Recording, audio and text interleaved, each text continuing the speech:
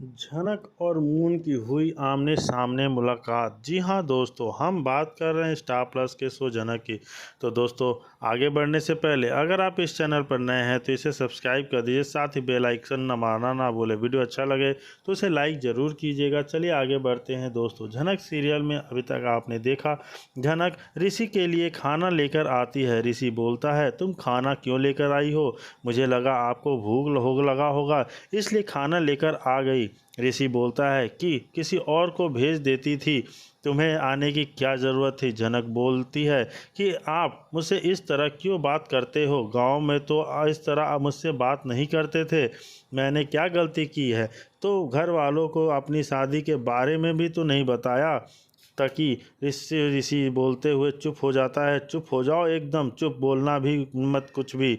जानना कि हाथ से खाना लेकर झनक की हाथ से खाना लेकर वह पटक देता है और बोलता है, यहाँ से चली जाओ, तुम मुझे ब्लैकमेल कर रही हो। बहुत डांटता है और अपनी माँ को बुलाकर बोलता है, आप लोग खाना लेकर इसके हाथ से मुझे मत भेजा कीजिए, मुझे अच्छा नहीं लगता। झनक की कहा कि चली जाती है। बस थोड़ी देर बाद मून आती है ऋषि के घर। झनक मून को देखकर बहुत खुश होती है। झनक को याद आता है कि अर्शी ऋषि ने उसे बोला था कि अदिति एक प्रोफेसर है और वह उसे भी पढ़ा देगी।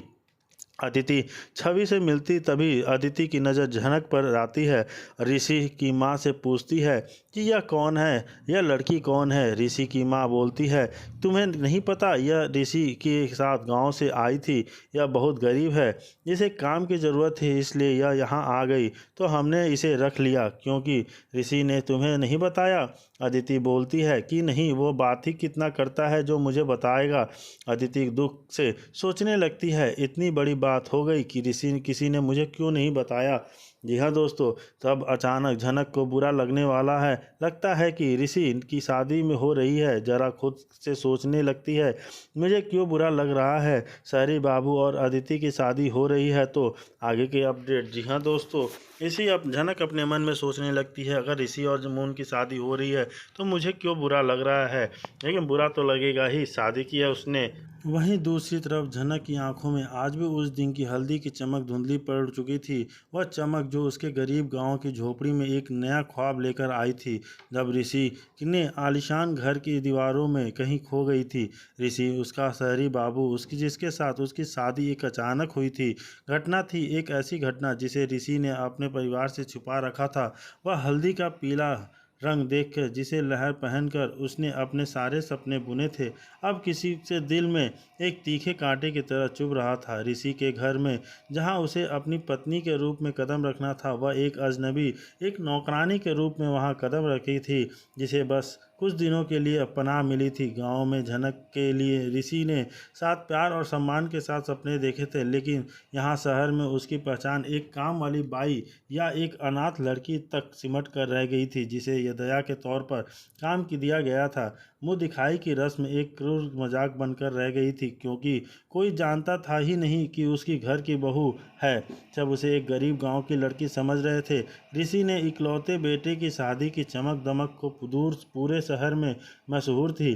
झनक के अंदर के खालीपन को और भी ज़्यादा उजागर कर रही थी। उसे लगा जैसे वह एक बड़े नाटक का हिस्सा है, जहां वह सिर्फ एक अनचाहा ब्रांडेड कैरेक्टर है। जहाँ झनक के मन में रोज़ सवाल गूंजते थे जो उसे रात रात भर सोने नहीं देते थे। हमारा और शहरी बाबू का ब्याह सिर्फ नाम का, इतना तकलीफ काहे हो रहा है?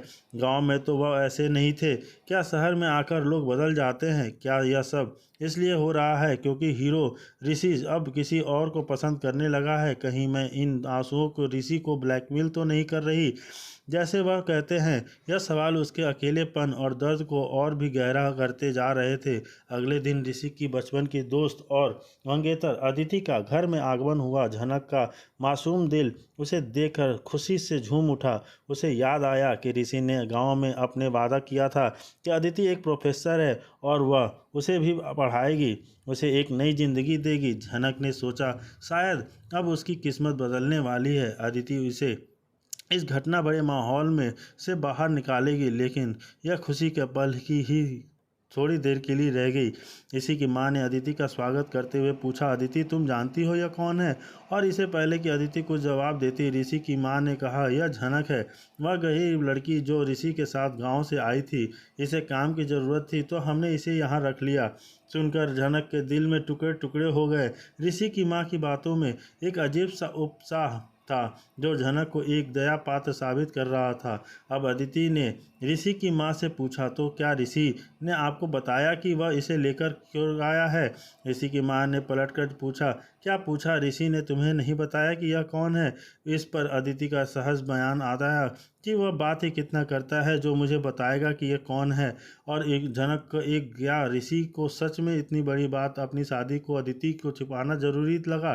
क्या झनक का वास्तविक अस्तित्व उसके लिए इतना महत्वहीन था कि वह किसी को बताना भी जरूरी नहीं समझा? झनक के मन में दर्द की एक कसक उठी। मुझे क्या बुरा लग रहा है? शहरी बाबू और अदिति की शादी तो हो ही रही है। यह एहसास मुझे अंदर से खोखला कर देती है कि उसकी अपनी शादी को ऋषि ने छुपा रखा है और अब उसकी जगह कोई और ले रही है। उसे लगा जैसे उसका पहचान, उसका वजूद, सब कुछ ऋषि के इस घर में आकर मिट गया है। जब झनक को यह पूरी तरह से पता चला कि ऋषि और अदिति की शादी की तैयारियां पूरे जोर शोर से चल रही है और यह शादी मून के साथ नहीं बल्कि अदिति के साथ हो रही है, तो वह पूरी तरह से टूट गई। उसके साथ जो अन्याय हो रहा था वह असहनीय था। वह ऋषि की पत्नी है, उसे इस घर में एक बहू का पूरा हक मिलना चाहिए था, लेकिन एक नौकरानी की तरह रह रही थी। झनक वहाँ पे हैं, तुम अकेले थोड़ी जा रहे हो सारी बाबू, झनक बिटिया को भी साथ लेकर जाओगे। अब गांव में किसी की एक आदमी के पास गाड़ी होती है, वह आदमी बोलता है, यहाँ से तो बस नहीं मिलेगी, लेकिन मेरे पास एक टूटी फूटी गाड़ी है। ऋषि और झनक उसी गाड़ी में बैठकर कोलकाता जाने लगते हैं। अब रास्ते में झनक को भूख लगी होती है। ऋषि बोलता है कि शहर बाबू मुझे भूख लगी है, अगर हमें आप खाने देते तो क्या होता, हम घर से खाना तक ना खाकर निकले आए हैं। ऋषि ढाबे पर झनक के लिए रुकवाता है। झनक खाना खाती है। वह राशि से गांव के जिस आदमी का गाड़ी ले होता है उसे बोलता है कि आप चलो चाबी चलाओ, मैं इस गाड़ी को चलाऊंगा। ऋषि गाड़ी चलाने लगता है। ऋषि इतनी तेज़ गाड़ी चलाता है कि झनक का एक्सीडेंट हो जाता है और झनक बेहोश हो जाती है। जी हाँ दोस्तों, झनक का एक बहुत बड़ा एक्सीडेंट होता है जिसमें उसको सर पे माथे पे चोट लग जाती है और वो बेहोश हो जाती है। तभी गांव वाला आदमी बोलता है, तुमने झनक बिटिया को मार डाला, तुमने उसका एक्सीडेंट करा दिया, तुमने यह सब जानबूझ के किया है। जी, अपनी खीस मिटाने के लिए ऋषि ने बहुत तेज़ गाड़ी चलाई। झनक का दिल बैठा जा रहा था। गांव से कुछ ही दूरी उनकी गाड़ी एक भयानक एक्सीडेंट हो गया। एक तेज़ धमाके के साथ सब कुछ अंधकार में डूब गया। झनक के सिर में गंभीर चोट आई और वह तुरंत बेहोश हो गई। ऋषि को भी हल्की चोटें आई पर वह होश में था। इस हादसे की खबर गांव में ऐसे फैली जैसे फैली जिसकी की आग लगी हो। जो हवा में एक भयानक अफवाह तैरने लगी, झनक की मौत हो चुकी है। यह खबर जब नूतन तक पहुंची तो उसके पैरों तले जमीन खिसक